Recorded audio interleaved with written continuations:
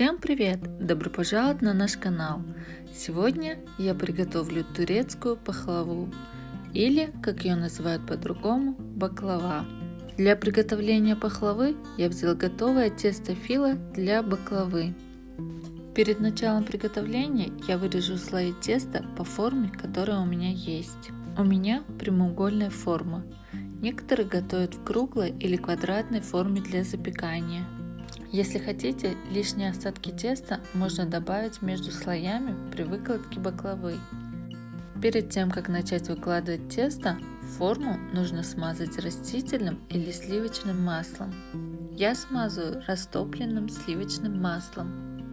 Так как наше тесто очень тонкое, его нужно отделять друг от друга аккуратно, чтобы оно не порвалось.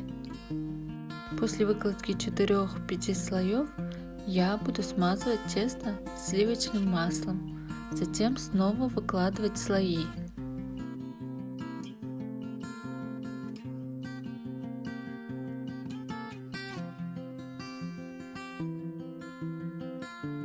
Я взяла 300 грамм грецких орехов, размолола их в блендере до состояния крошки.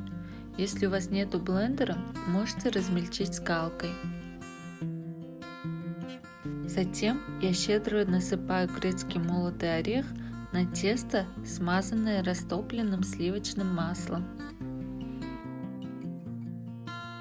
В пахлаве один из главных ингредиентов – это орехи. Если вы хотите, чтобы у вас получилась очень вкусная пахлава, то орехов нужно не жалеть и посыпать их обильно между слоями.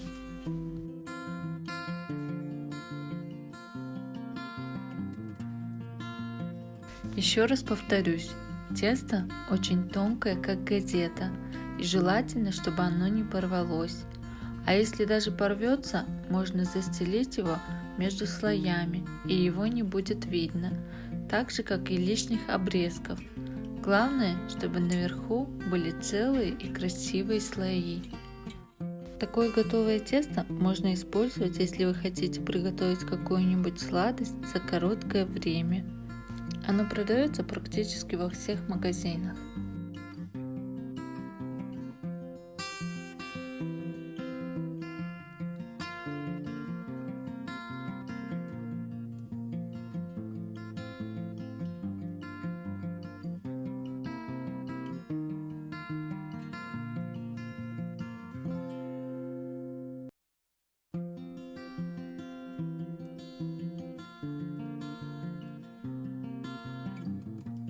Теперь выкладываю последний слой грецких молотых орехов.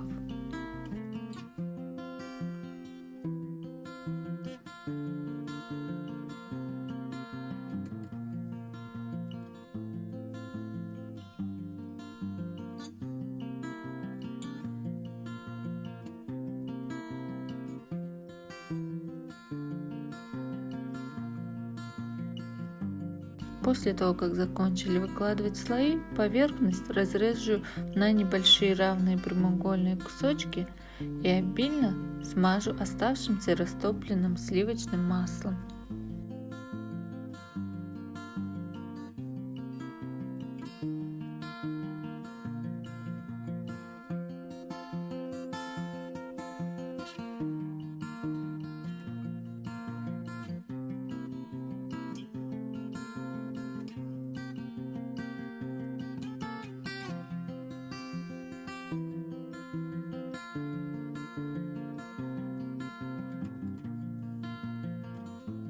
Духовку нужно заранее разогреть до 180 градусов, затем поместить туда пахлаву на 45 минут до появления золотистой корочки.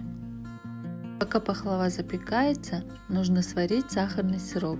Для этого нужно смешать 3 стакана сахара, 3 стакана воды и 2 дольки лимона, после чего варить 10-15 минут.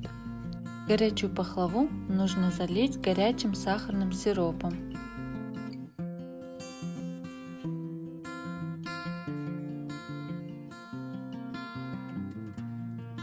Верх пахлавы для красоты и вкуса я украшу измельченными в блендере фисташками.